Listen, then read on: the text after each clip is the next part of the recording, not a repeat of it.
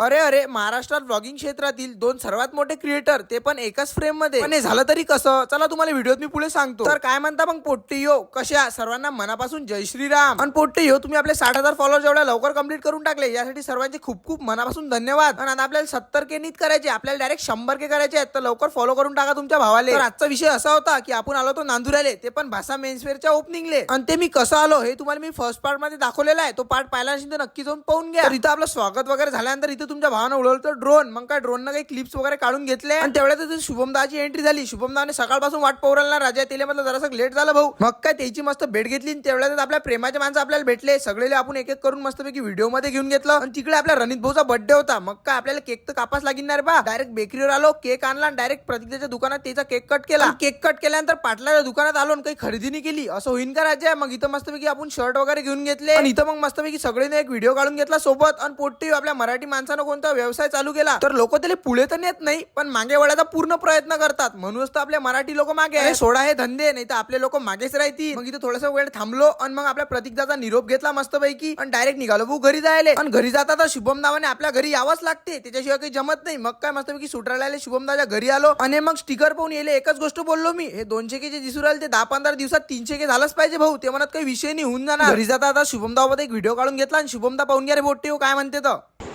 Follow करा आपल्या वाले 100K कमिंग सून. व्हिडिओ काढला झाल्यानंतर मस्तपैकी याचा निरोप घेतला आणि डायरेक्ट आलो शेगावले. इथं रणित भाऊले सोडून दिलं, त्याला वाढदिवसाच्या हार्दिक शुभेच्छा दिल्या आणि डायरेक्ट निघाला तुमचा भाऊ घरी जायला. आणि पोट्टे आज एवढी दगदग झाली की तुमचा भाऊ सकाळपासून जेवलाही नव्हता. मग काय घरी जाता आता एका धाब्यावर आलो, मस्त जेवण घेऊन केलं आणि डायरेक्ट गेलो घरी. चला मग पोट्टे आजच्या ब्लॉग मध्ये एवढंच. ब्लॉग आवडला असेल तर तुमच्या भावाला एक वेळा फॉलो नक्की करजा. जय श्रीराम.